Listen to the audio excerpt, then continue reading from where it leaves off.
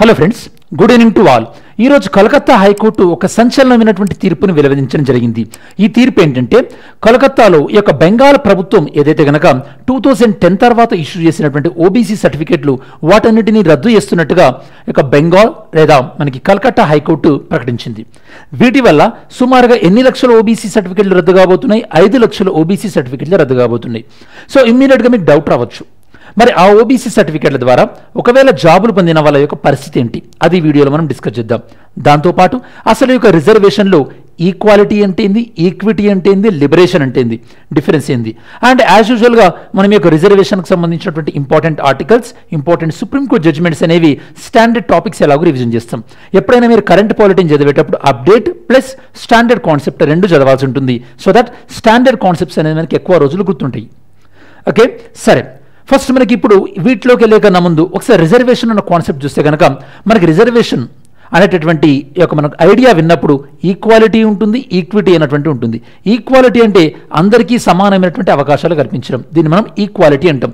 జనరల్గా polity first time చదివేటప్పుడు article 15 కానీ ఆర్టికల్ 16, మెయిన్గా ఆర్టికల్ 16 చదివినప్పుడు అందరికీ సమానమైన అవకాశాలు కల్పించాలి అన్నప్పుడు మీకు వచ్చేటటువంటి డౌట్ ఏంటంటే, సమాజంలో ఉన్న వాళ్ళందరికీ కూడా సమానమైనటువంటి అవకాశాలు కల్పించాలి కదా, మరి కొంతమందికి ఎక్కువ అవకాశాలు, కొంతమందికి తక్కువ అవకాశాలు ఎందుకంటే డౌట్ రావచ్చు. ఓకే, ఇది ఈక్వాలిటీ కాన్సెప్ట్ మీరు చూస్తున్నది. బట్ మనం రిజర్వేషన్స్ అనేవి ఏ కాన్సెప్ట్ ద్వారా మనం అమలు చేస్తున్నాం? ఈక్విటీ అన్న కాన్సెప్ట్ ద్వారా. ఈక్విటీ అంటే ఎవరైతే కనుక సమాజంలో యొక్క అంటే ముందుగా అంటే మెరుగ్గా ఉన్నారో వాళ్ళకి రిజర్వేషన్లు లేకుండా, ఎవరికైతే కనుక సమాజంలో చాలా వెనుకబాటు గురయ్యారో వాళ్ళకి రిజర్వేషన్లు కల్పించడం, దీన్ని మనం ఈక్విటీ అన్నటువంటి ప్రతిపాదన అంటాం అనమాట. అంటే ఈక్విటీ అనేటటువంటి ప్రాతిపదిక పైన రిజర్వేషన్లని మన భారతదేశ ప్రభుత్వం ఇస్తుంది. మన భారతదేశ ప్రభుత్వం రిజర్వేషన్ అని విద్యాపరమైనటువంటి రిజర్వేషన్లు, దాంతోపాటు ఉద్యోగపరమైనటువంటి రిజర్వేషన్లు, రాజకీయపరమైనటువంటి రిజర్వేషన్లు కూడా ఇస్తున్నాం మనం. ఓకే, మన విద్యాపరమైన రిజర్వేషన్లు మెయిన్గా ప్రధానంగా ఆర్టికల్ 15(4), 15(5), 15(6). ఉద్యోగపరమైనటువంటి రిజర్వేషన్లు ఆర్టికల్ 16(4), 4A, 4B, 16(6). దాంతోపాటు రాజకీయపరమైనటువంటి మనకి రిజర్వేషన్లు వచ్చేసి మనకి ఆర్టికల్ 330, 331, 332, 333, 334, అలానే ఆర్టికల్ 243D. ఇవి రాజకీయపరమైనటువంటి రిజర్వేషన్లు. మరి దాంతోపాటు ఈ యొక్క రిజర్వేషన్లను అమలు చేసేటటువంటి కొన్ని రాజ్యాంగబద్ధమైనటువంటి సంస్థలు మీరు చూసినట్టయితే article 338A, 338A, 338B and article 338 ఇవన్నమాట రాజ్యాంగబద్ధ సంస్థలు. సో మీకు ఇది ఓవరాల్గా ఐడియా ఉండాల్సినటువంటి విషయం.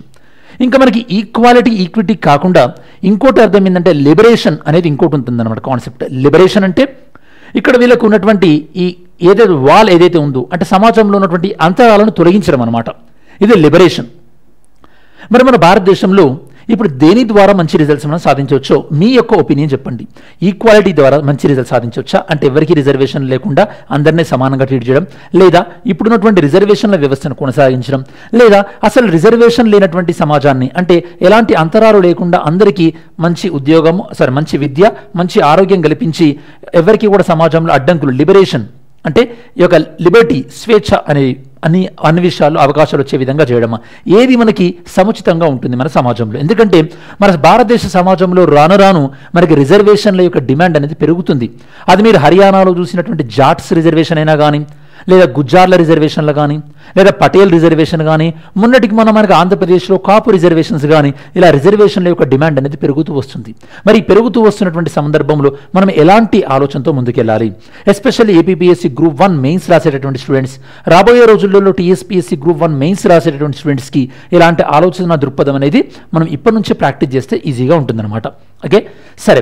ఇది మనకి వెస్ట్ బెంగాల్లో ఈ యొక్క కలకత్తా హైకోర్టు తీర్పిచ్చింది కాబట్టి మరి మీకు వెస్ట్ బెంగాల్ గురించి కొద్దిగా బేసిక్ మ్యాప్ అండర్స్టాండింగ్ ఉండాలి కదా.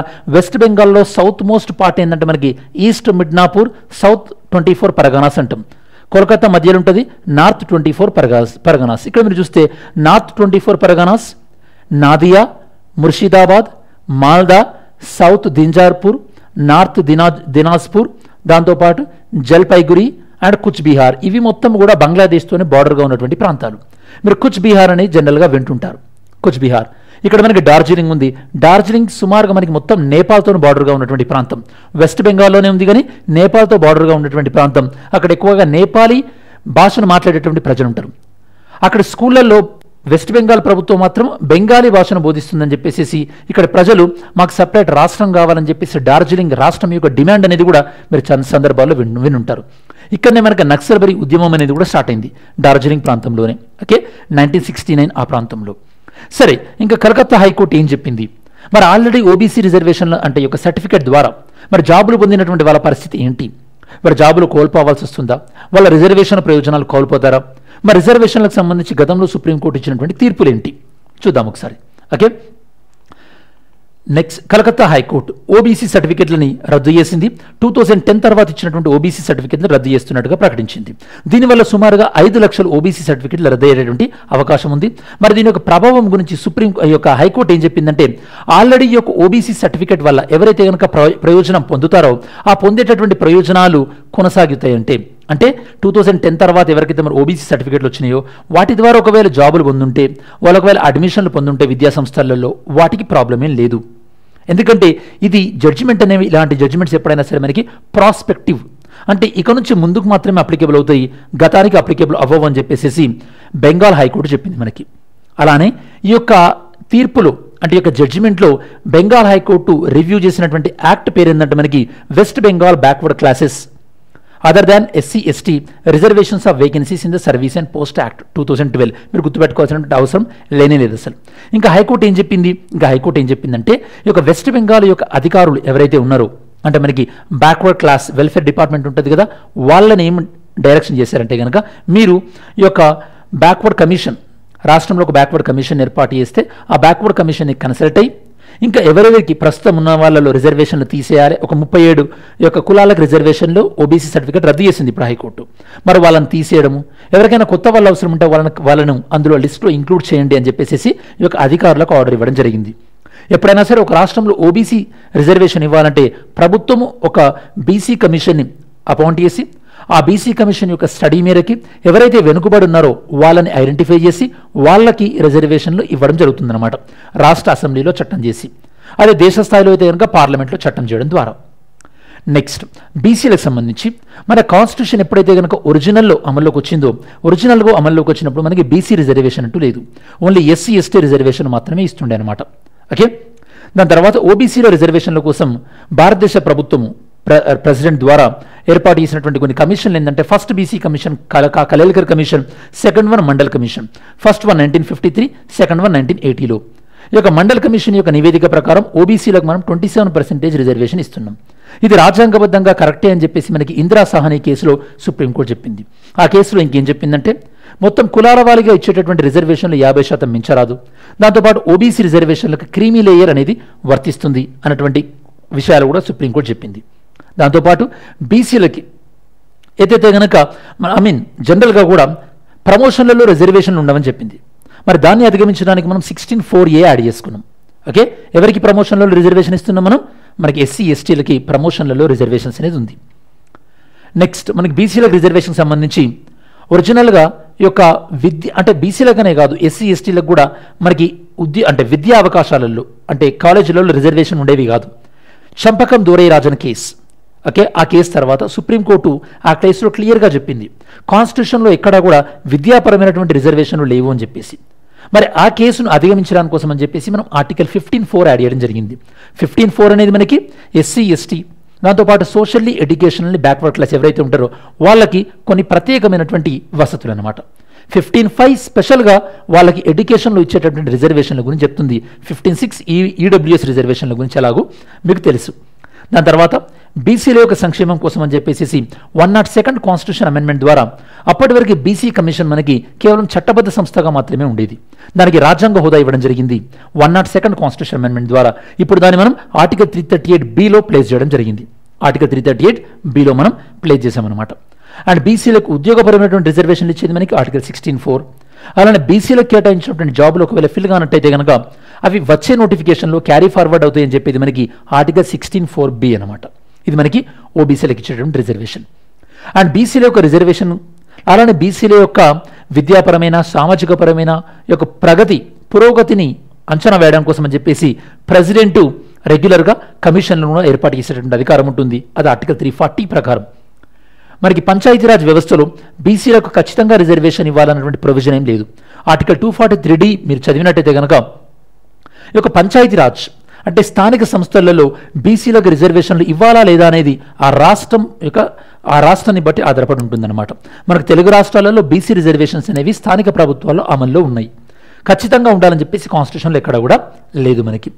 మనకు ఆల్రెడీ యొక్క ఇందిరా సహాని కేసులో చంపకం దూరయ్యరాజన్ కేసులో బీసీలకు కానీ ఎస్సీ ఎస్టీలకు కానీ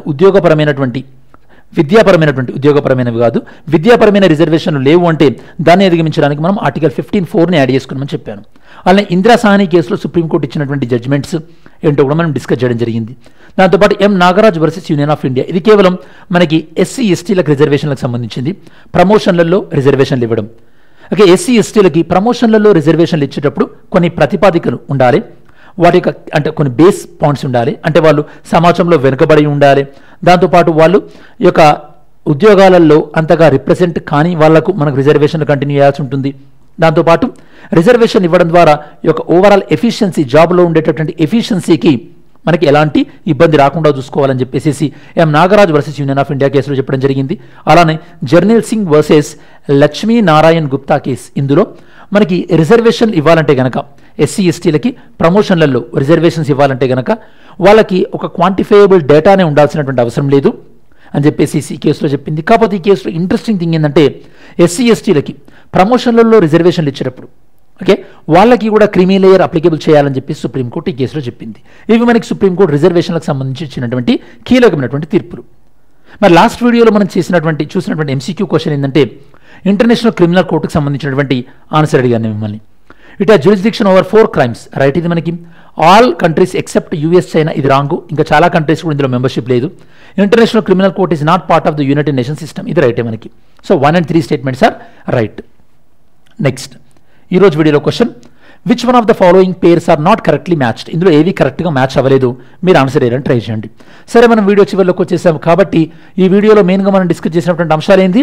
ఈ యొక్క కలకత్తా హైకోర్టు ఇచ్చినటువంటి సంచలనమైనటువంటి తీర్పు, ఈక్వాలిటీ, ఈక్విటీ, లిబరేషన్, అలానే రిజర్వేషన్ ప్రొవిజన్స్ ఎలా ఉన్నాయి, ఆర్టికల్ 15, 16, పొలిటికల్ రిజర్వేషన్స్ పైన సుప్రీంకోర్టు గతంలో ఇచ్చినటువంటి తీర్పులు, ఇలాంటివన్నీ కూడా మనం డిస్కస్ చేయడం జరిగింది.